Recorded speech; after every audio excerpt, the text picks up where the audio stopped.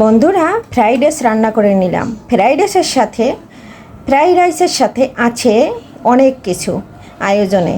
আর এটা কিন্তু ঈদের দিনে দুপুরের খাবার।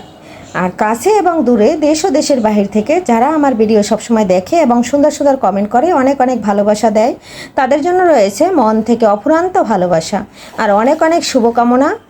আর সবাই আমার ভিডিওটি একটু দেখবেন, একটা লাইক দিয়ে দেবেন। ভিডিওটি ভালো লাগলে শেয়ার কমেন্ট করতে ভুলবেন না। আর সবাই পরিবারের সাথে শেয়ার করে দিবেন আমি কিভাবে ঘরোয়া পদ্ধতিতে ঘরোয়াভাবে সব কিছু রান্না করি। আর সেগুলো নিয়েই কিন্তু আমি বন্ধুদের সাথে শেয়ার করি। আমি বাসায় যে খাবারটা খেয়ে থাকি সেটা কিন্তু বন্ধুদের সাথে শেয়ার করে থাকি। আর আজকে আমাদের মেনুতে ছিল এই খাবারগুলো। নমস্কার বন্ধুরা, সবাই কেমন আছেন? আমি পাপড়ি কিচেন অ্যান্ড ব্লগ থেকে চলে আসলাম নতুন একটা রেসিপি নিয়ে। আজকে করব ফ্রাইড রাইস। এটা আমি চালটা খুব সুন্দর করে ধুয়ে নিয়েছি, তারপরে আমি জলটা ছেঁকে নিয়েছি। আর এদিকে আমি একটা চুলায় জল গরম দিয়ে দিয়েছি, আর জলের ভিতর দিয়েছি দারচিনি, তেজপাতা আর দিয়েছি এলাচ। এটা আমি দিয়ে নিয়েছি। এটা আমি এখন, জলটা আমার ফুটে আসছে, এখন আমি এ পর্যায়ে চালটা দিয়ে দেব। চালটা সিদ্ধ করে নেব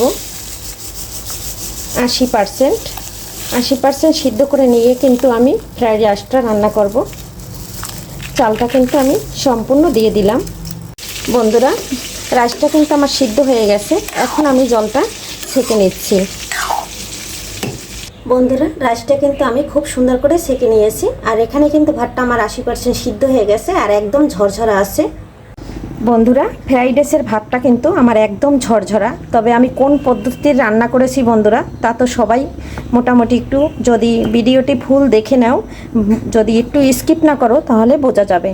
আর আমি কিন্তু ফ্রাইড রাইসটা এভাবেই রান্না করি। এখন আমি এখানে 3টা ডিম দিয়ে নিয়েছি। আজকে ফ্রাইড রাইসটা হবে ডিম আর চিংড়ি মাছ দিয়ে। তবে চিংড়ি মাছটা ছোট চিংড়ি, আমি বেশি খুব সুন্দর করে ভেজে নিয়েছি। এখানে সামান্য পরিমাণে তেল দিয়ে ডিমটা ভেজে নিচ্ছি। ডিমটা আমার ভাজা রেডি হয়ে গেছে, এখন আমি তুলে নিচ্ছি। বন্ধুরা, ফ্রাইড রাইস রান্না করার জন্য এখানে দিয়েছি মটরশুঁটি আর নিয়েছি বিনস। এখানে দিয়ে দিচ্ছি তেল। এখানে এটা ভেজে নেব। এটা একটু ভারী সবজি, তাই কিন্তু একটু তেলের উপর ভেজে নেব। তার কারণ, আর এই মটরশুঁটিটা ছিল আমার ফ্রিজে ফ্রোজেন করা, আর বেশিরভাগই ফ্রোজেন করা। এখানে নিয়েছি ক্যাপসিকাম সবুজ কালারের, তাও ফ্রোজেন করা। টমেটো নিয়েছি ফ্রোজেন করা, গাজর নিয়েছি ফ্রোজেন করা। এখানে নিয়েছি কাজু বাদাম, আর নিয়েছি মরিচ কুচি, আর নিয়েছি পেঁয়াজ কুচি। সবজিটা ভাজার জন্য আমি এখানে একটু লবণ দিয়েছি। আমার বিনস আর মটরশুঁটিটা ভাজা হয়ে গেছে। এখন এখানে দিয়ে দেবো পেঁয়াজ, কাঁচামরিচ আর বাদামটা দিয়ে দিচ্ছি। তবে আমি এক প্রকারের বাদামই দিয়েছি। এটা দিয়ে আমি খুব সুন্দর করে একটু ভেজে নেব। বন্ধুরা, এই যে আমার পেঁয়াজ, বাদাম, মরিচ, তারপরে বিনস, তারপরে মটরশুঁটি ভাজা হয়ে গেছে। এই পর্যায়ে দিয়ে দিচ্ছি চিংড়িটা। এ পর্যায়ে দিয়েছি টমেটো, গাজর, আর দিয়েছি ক্যাপসিকাম, আর চিংড়ি মাছটা তো দিয়েছি। এখন আবারও নেড়ে চেড়ে ভেজে নেব। বন্ধুরা, এখানে দিয়ে দিচ্ছি আদার পাউডার। 1 চামচ আদার পাউডার দিয়েছি। আদার পাউডারটা দিয়ে একটু নেড়ে চেড়ে দিচ্ছি, কারণ সবজি দিয়ে যেহেতু একটা কাঁচা কাঁচা গন্ধ আসে, সেটার ক্ষেত্রে একটু আদা দিলে আর একটু রসুনের পাউডার দিলে ভালো হয়। বন্ধুরা, এখানে দিয়েছি একটু রসুনের পাউডার 1 চামচ। রসুনের পাউডারটা দিয়েও এই যে নেড়ে ছেড়ে নিলাম। এখন দিয়ে দেবো এখানে 2 চামচ আমার হাতের বানানো ঘি। আর সবজিটা কিন্তু আমার ভাজা হয়ে গেছে। এখন আমি ঘিটা দিয়ে দিয়েছি। ঘিটা দিয়ে এখন আমি যে ভাতটা রান্না করে রাখছি সেটা দিয়ে দেব। ভাতটা কিন্তু অফ ক্যামেরায় ঢেলে দিয়েছি। এখন আমি নেড়ে ছেড়ে মিশিয়ে নিচ্ছি। আর মিশিয়ে নিলেই কিন্তু আমার একদম রেডি হয়ে যাবে। এখন দিয়ে দিলাম স্বাদ অনুযায়ী লবণটা বন্ধুরা এখন দিলে ভালো হয়। লবণটা দিয়ে আবারও মিশিয়ে নিচ্ছি। এখন দিয়ে দিচ্ছি ডিমটা।